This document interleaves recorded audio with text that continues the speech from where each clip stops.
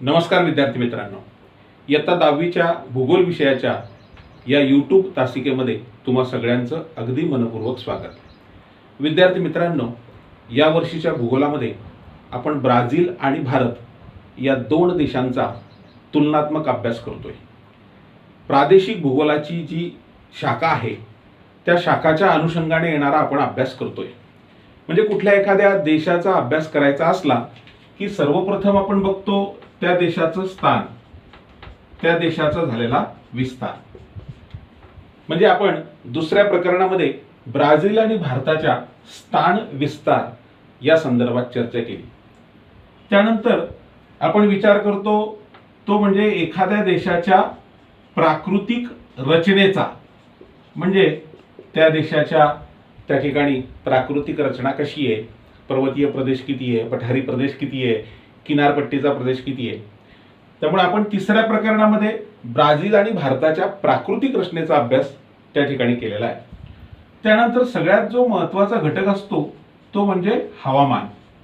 आपण चौथ्या प्रकरणामध्ये दोनही देशांच्या हवामानाचा त्या ठिकाणी तुलनात्मक अभ्यास केलेला आहे.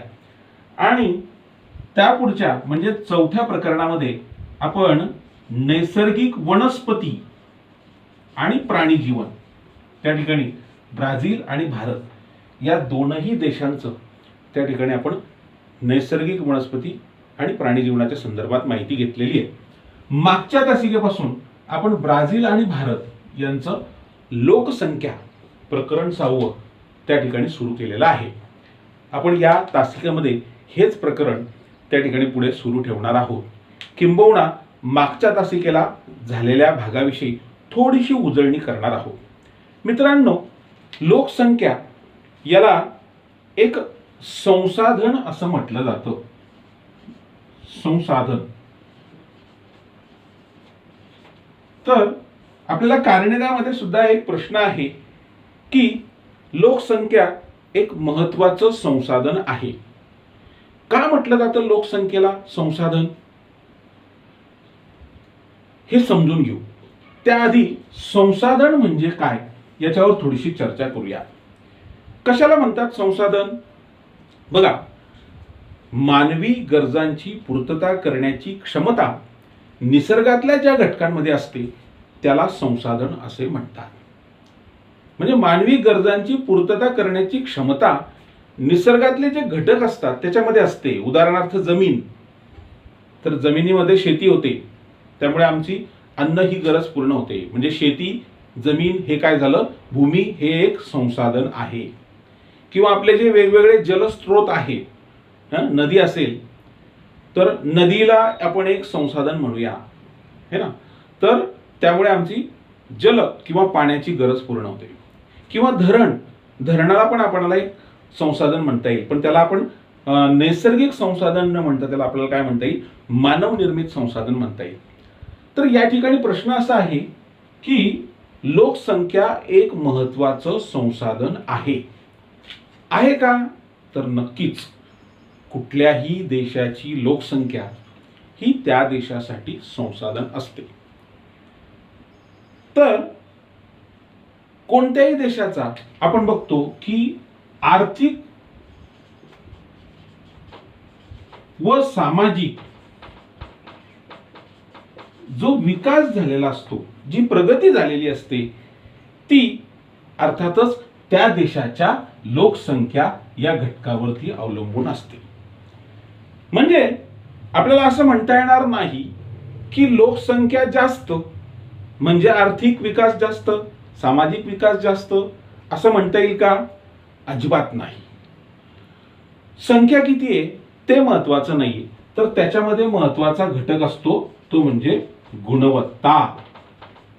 कोणत्या गुणवत्तेची लोकसंख्या त्या देशामध्ये आहे, कोणत्या गुणवत्तेची, कोणत्या क्वालिटीची लोकसंख्या त्या देशामध्ये आहे, त्यावर त्या देशाचा आर्थिक आणि सामाजिक विकास अवलंबून असतो.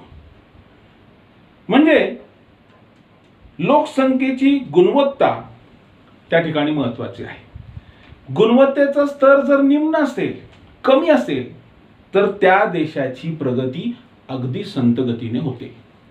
आणि गुणवत्तेचा जर स्तर उच्च असेल तर त्या देशाची जी काही प्रगती आहे, विकास जो आहे तो अगदी जलद गतीने होतो.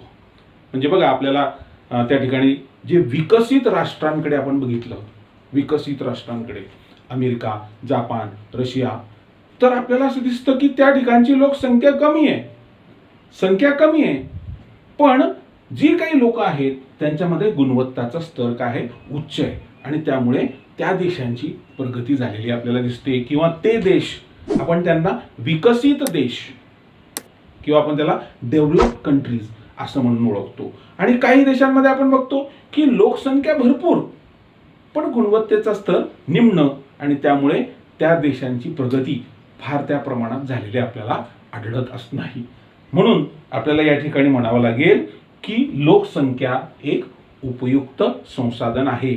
फक्त गरज काय आहे तर लोकसंख्येची जी गुणवत्ता आहे ती चांगल्या गुणवत्तेची लोकसंख्या असणं त्या ठिकाणी गरजेचं आहे.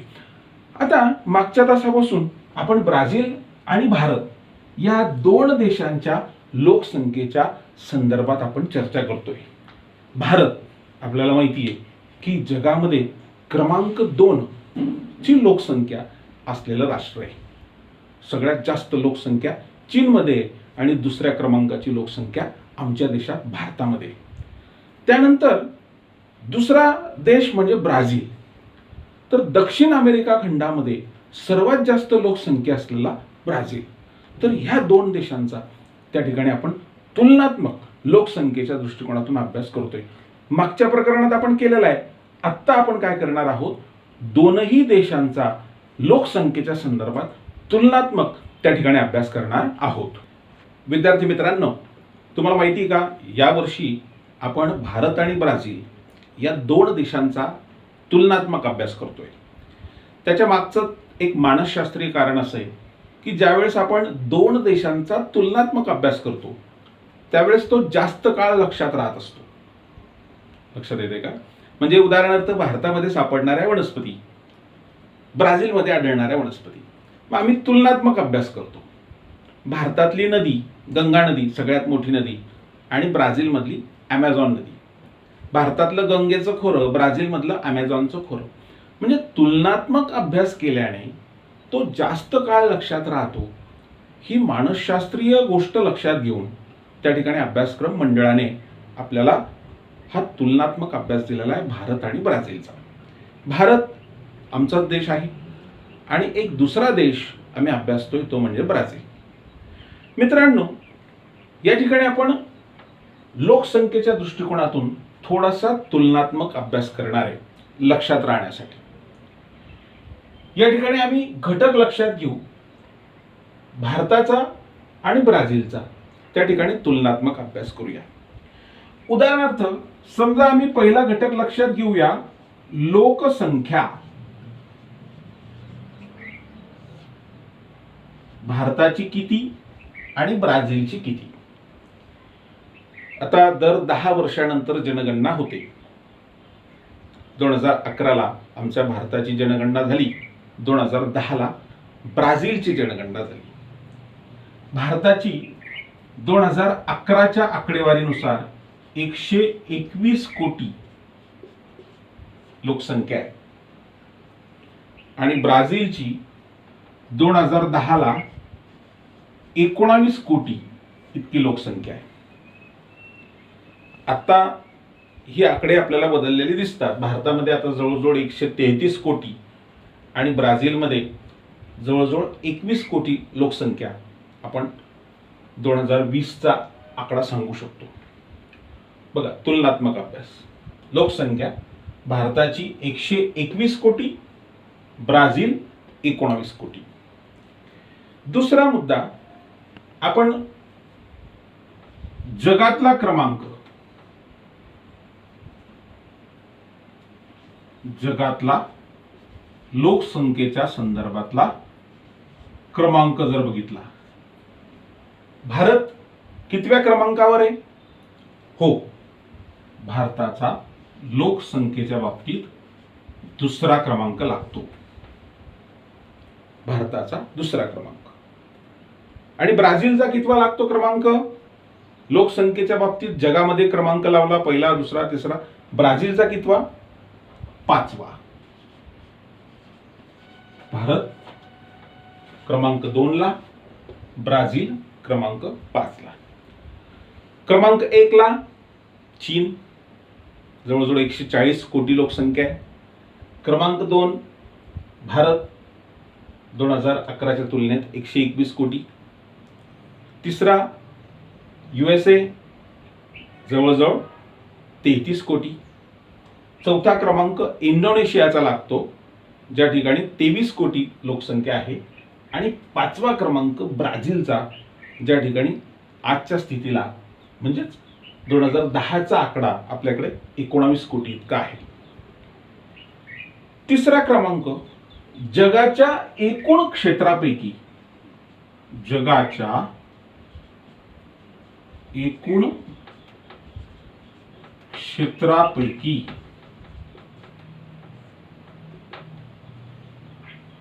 भारताने 2.41% क्षेत्र व्यापलेलं आहे भारताच्या भूमीने. ब्राझीलने 5.6% त्या ठिकाणी क्षेत्र व्यापलेलं आहे. हे झालं भूमी क्षेत्र. आता चौथा मुद्दा, जगाच्या एकूण लोकसंख्येपैकी, जगाच्या एकूण लोकसंख्येपैकी जर आपण विचार केला तर भारतामध्ये 17.5% लोकसंख्या आहे. जगामध्ये जेवढी लोकसंख्या आहे, जगामध्ये जे काही 200 किंवा 200च्या वर देश असतील, त्या देशाच्या लोकसंख्येच्या तुलनेमध्ये भारताची लोकसंख्या 17.5% आहे. आणि ब्राझीलची ही 2.78% लोकसंख्या आहे.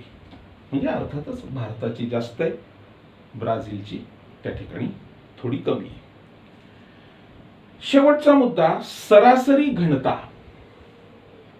लोकसंख्येची सरासरी घनता म्हणजे दर चौरस किलोमीटर क्षेत्रामध्ये किती लोक राहतात, लोकसंख्येची घनता.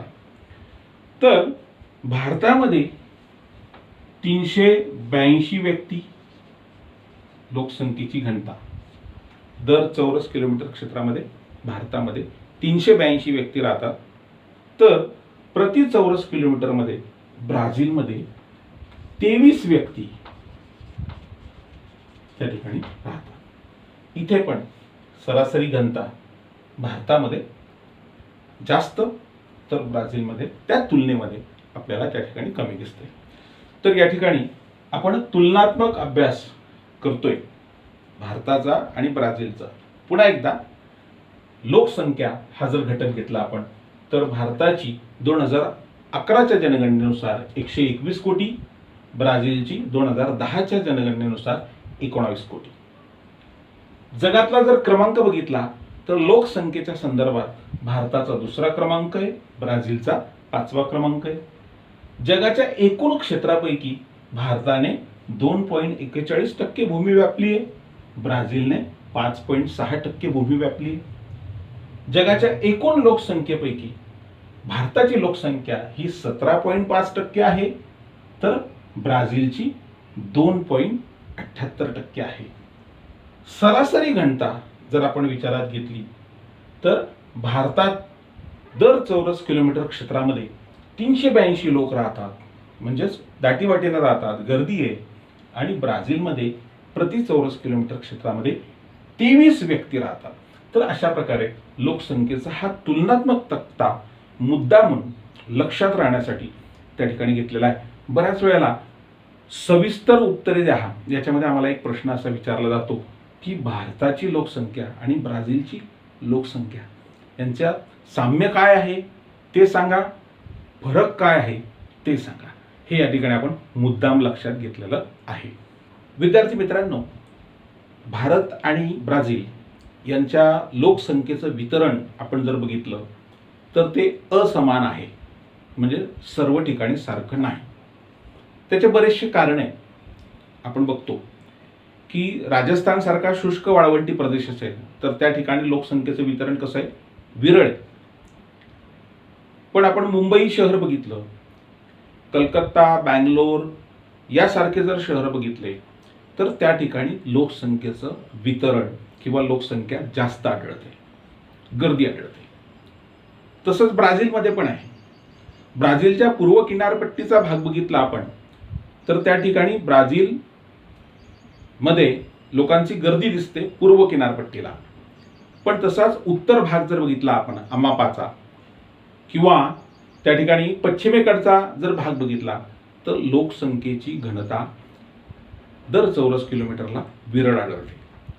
ॲमेझॉन खोऱ्याचा जर भाग बघितला आपण तर त्या ठिकाणी बऱ्याचशा प्रमाणात काही जाती जमाती फक्त केवळ त्या ठिकाणी ज्या जंगली भागामध्ये राहणारे आपल्याला आढळतात.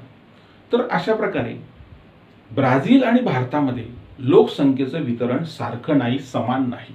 त्याला वेगवेगळे कारण आहे. ते लोकसंख्येचं वितरण त्या ठिकाणी असमान पद्धतीने झालेलं आहे. आता एक मुद्दा विचारात घेऊया आपण की भारत आणि ब्राझील या दोन देशातल्या लोकसंख्येच्या वितरणामध्ये साम्य काय? साम्य म्हणजे सारखेपणा काय? भारताच्या उत्तरेकडचा जर आपण विचार केला, जम्मू आणि काश्मीर, तर तिथे लोकसंख्येची जी घनता आहे ती विरळ आहे. आणि ब्राझीलच्या उत्तरेकडचा विचार केला, अमापा राज्यामध्ये, तिथे सुद्धा लोकसंख्या विरळ आहे. भारताच्या मध्य भागात म्हणजे मध्य प्रदेशामध्ये आणि ब्राझीलच्या मध्य भागात म्हणजे माटो ग्रासो राज्यामध्ये लोकसंख्या ही विरळ आहे. हे सारखेपणा आहे. भारताच्या वायव्य भागात राजस्थान आहे, त्या ठिकाणी थरचं वाळवंट आहे, त्यामुळे तिथे लोकसंख्येची घनता ही कमी आहे, विरळ आहे. ब्राझीलच्या वायव्य भागामध्ये ॲमेझॉनस नावाचं राज्य आहे, या राज्यामध्ये सुद्धा त्या ठिकाणी लोकसंख्या कशी आहे, विरळ आहे.